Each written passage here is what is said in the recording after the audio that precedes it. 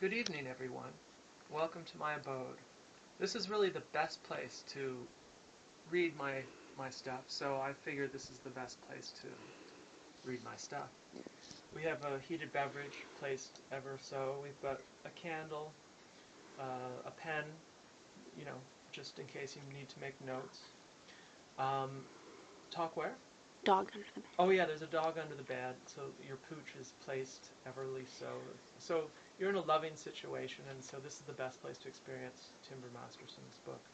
A bizarre but entertaining life I seem to have survived. Time spent at the dementia cul-de-sac. Yeah, I see. I had a bit of problems with that second verse, but all right. So here we go. Chapter 1. A father's misplaced tale.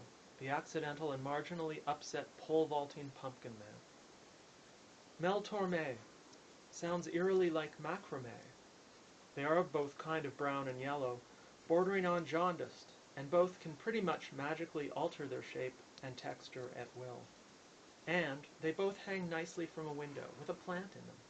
This I've found. What of Mel Torme weaving macrame while dancing the merengue?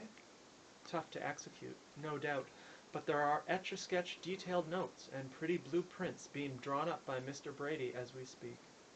All of this as intensely puzzling and creepy as The Man Who Stook His Wife for a Hat.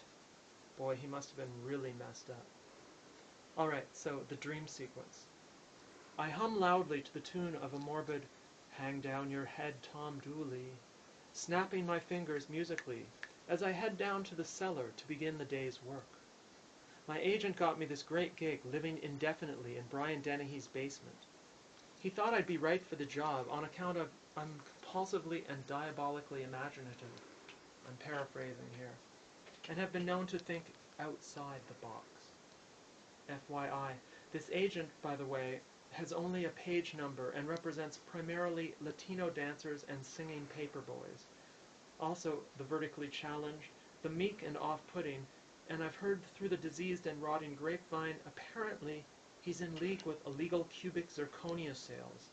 Though when you ask him of this, he pulls a cape around himself, skittles away giggling, and mumbles something about being on a strictly kitty litter diet.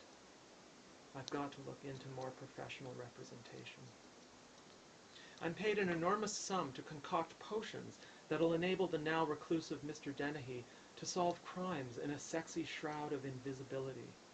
He needs this cloaked veneer for an upcoming role, to re-establish a once flourishing career. The downside is this Dumpty-shaped sweaty has-been screams at me from a toilet wheelchair, fidgeting away, autographing headshots with a worn purple crayon, and keeps muttering, Max, get the car. It's the pictures that got small. I'm still a star. And I can't imagine just what this means, or what he wants me to do. My real goal down here is to work on a plan that will get him accepted once again, reintroduce him to the theater-going public. I've got it all mapped out. He will drive a Myelin sheath of a car fueled by sensitivity and a portly waistline, but his all-too visible overacting will give him away. The fact that his skin has turned the color of unbrushed teeth and in recent weeks has seemed to develop a pretty full-on case of Tourette's syndrome isn't going to help matters any. Hopefully, America still has a sense of humor. It's up to me to conjure up creative ideas from his pit of curried concubines and the Rabbit Advisory Committee in this demented weird-ass workshop. The stench is what I'd imagine damp squirrels and a past-its-prime veal and pimento loaf concern to smell like. But there are benefits. I'm gaining a lot of hands-on experience in cleaning these cages of unverifiable four-legged creatures down here, experience I can take with me to other positions, though I can't imagine what in God's name those might be. Mr. Dennehy is enraged at the world, drained by his own addiction to neocitrin and Flintstone chewable vitamins with extra C. His all-too-husky demeanor weakens him and is helpless in that his spectator-hazardous belly arrives on crime scenes before his brains do. A now completely self-conscious heavy B, what we refer to him as behind his back, is embarrassed to still shop in Nordstrom's big and sloppy section. I console him at night by banging out 3 coins on a fountain repeatedly on a dusty toy piano then wrapping him gingerly in a down duvet and amusing his palate by feeding him a good dozen or so greasy pork sandwiches in front of a roaring fireplace. Everyone needs a father figure. Myself, I've got on a hand-woven flannel mope cape and tall dark socks with sandals. I'm also sporting Green Lantern ultra-slick lycra underwear over my jeans. I've also got, comfortably fastened around me, a utility belt complete with gargantuan fresh ground black peppermill, a cell phone, made from a retarded boy's Star Wars lunch pail, soup cans and silly putty string, an imaginary voice-activated handheld tape recorder, plus plenty of black and silver plastic pirate swords, just in case.